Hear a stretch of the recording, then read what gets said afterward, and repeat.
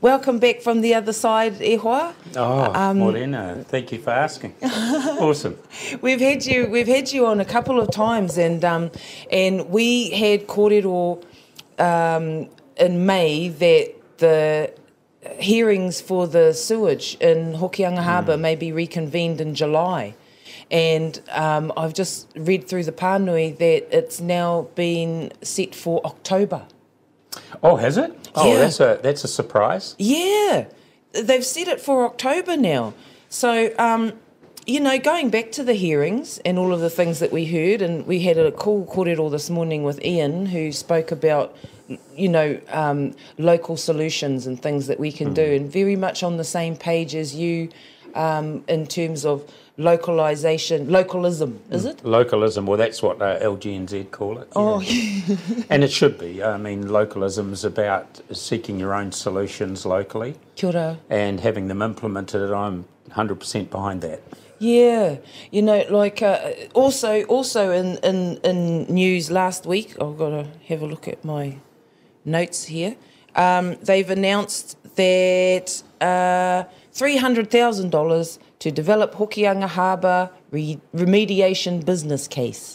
Yeah, I did see that. What do you think about that? So the regional council council going to give local council $300? How are we going to? $300,000. Well, $300,000's two people's wages to formulate a plan. Really, it doesn't fix the problem at all. Yeah. The $300,000. I think, in good faith, the $300,000 should be given for the alternative technologies, just for these four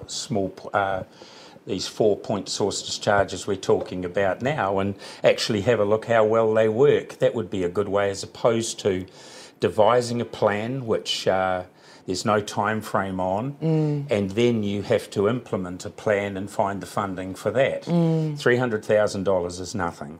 Kia ora. It really is nothing. And I think that, it's something.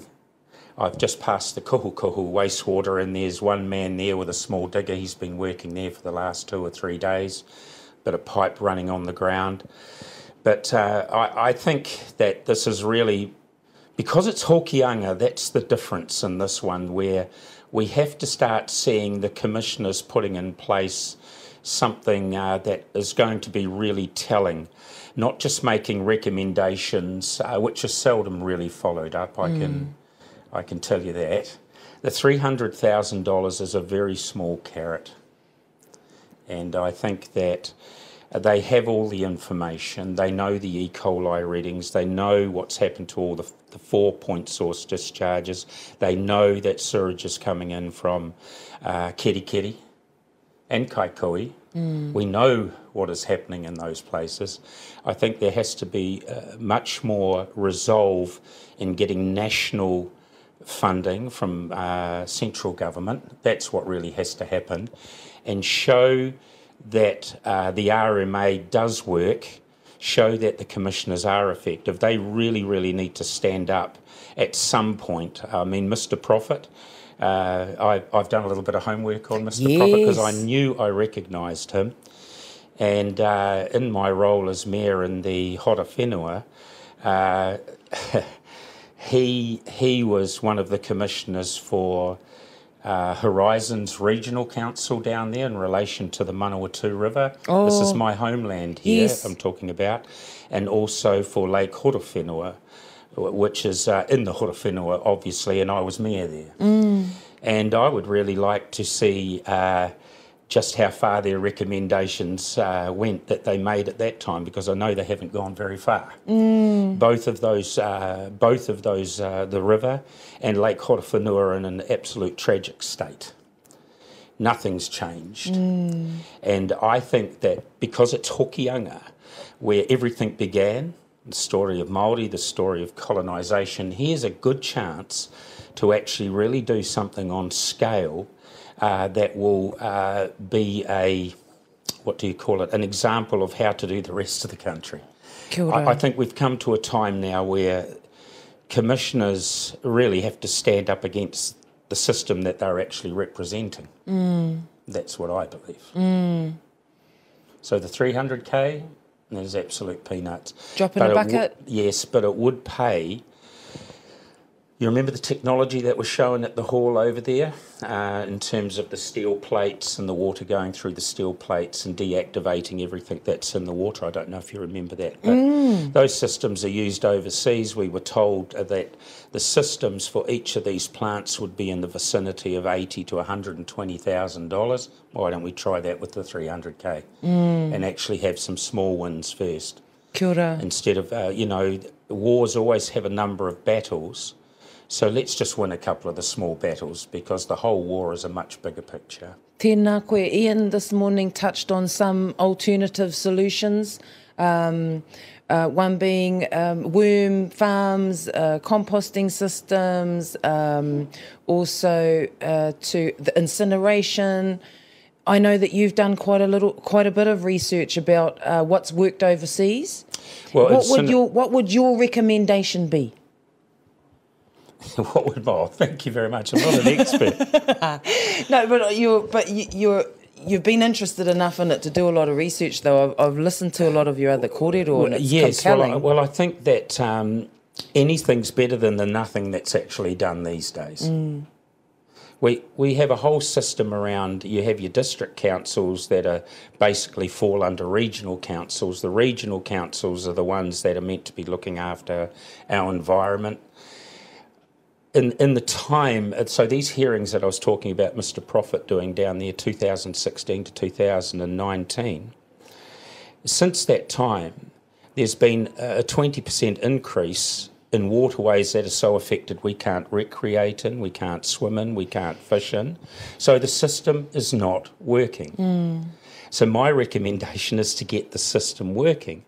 The RMA is fundamentally a good document, but to make it work, we have to have stronger commissioners. That's my view.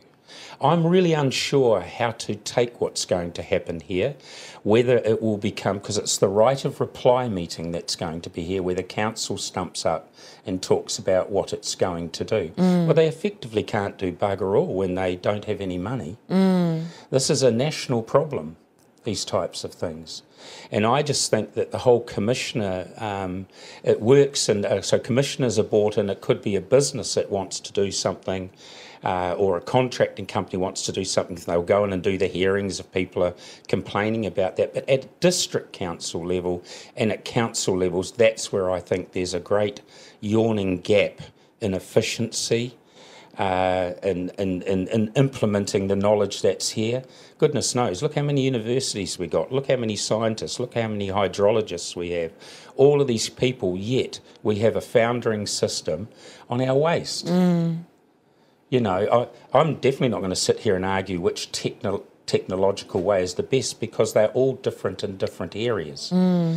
But what I can say, the knowledge is there, it's overseas, it's everywhere, yet somehow in New Zealand, where we have far fewer people, we literally just about shit straight into our waterways. Kia ora. So, you know, and I also think there has to be some responsibility too. It's not only the councils, but also, I will say iwi, because iwi, whenever these things come up, they have to give their okay for things. Who's giving them the knowledge? Who's telling them what to say? I mean, many things can't happen now unless there is communications between tangata whenua, mana whenua, and if it's specific to a region, and just nodding the head. And I don't agree with that. I really don't. And we have to pull up our socks really soon. What we're talking about here, these are 4 small discharges, point source discharges, o Māpiri, Opanoni, Rawene and Kohukohu. But they could be representative of solutions that can be applied on a much larger scale around the country. And that's what I'm hoping they get hardcore and say, sorry, but we as commissioners are working for a system that doesn't work, would be a good start. Kia ora. In my view. Remember, it's only my opinion. Opinions are not always a statement of fact, you know, but they are from what I've seen, and the ineffectiveness of it all, and watching so many spending all their lives on submissions, to still be at the same point. It's not working. what we're talking about here, these are 4 small discharges, point source discharges, o Māpiri, Opanoni, Rawene and Kuhukuhu. But they could be representative of solutions that can be applied on a much larger scale around the country. And that's what I'm hoping they get hardcore and say, sorry, but we as commissioners are working for a system that doesn't work, would be a good start. Kia ora. In my view. Remember, it's only my opinion. Opinions are not always a statement of fact, you know, but they are, from what I've seen, and the ineffectiveness of it all, and watching so many spending all their lives on submissions, to still be at the same point. It's not working. Tēnā koe. Ian brought up the point, and I know that you know, you're developing your whenua over there in Kohukohu. Ian brought up the point of taking responsibility for ourselves in terms of our kai, the roof over our head, and our waste, and how we as individuals and as whānau deal with that, how we take responsibility for that. That's why I moved up here. That's totally why myself and my family and our future family have moved up here, because there is a total situation where you can do that up here. You know full well that I've been involved with regulatory authorities for a number of years. I have no faith in them anymore. I want to be in a position that I can look after myself, my family, my friends and local community in all of these regards to the best of my ability. And it is totally possible up here. It's a very small population base up here. I think the big questions here are the North and South Hokianga, or the Hokianga at large, are being affected by outside influences. So Kirikiri, for example, I believe that there should be a massive, well, not a massive, there should be some sort of taxation or tithing of the Kirikiri district to over here in recognition of what's coming here in the first instance, but also to have this money available to actually fix the problem here. That they, you know, that's the holiday side over here and this is the toilet side over here. That's how it's being treated. I had none of this awareness when I moved over here. And, but I'm in shock really to have gone from the Manawatu River, which is my home awa, and all the battles for that over the years, thinking I was coming up to the Hokianga, where there was much more resolve, and this type of thing wasn't happening. It really blew me away when I started really having a look around the harbour, going out to Miti Miti and, you know, and having a look at all the waterways. You know that I'm a bit nosy like that. And I apply that to roading and all these things, and I look at everything here as though the door's being shut on this area. Kia ora. And I don't agree with that at all. But I do see benefits of that as well. I do see benefits of that because that leads to a closer sense of self-governance. And it's a very big reason why I came up here.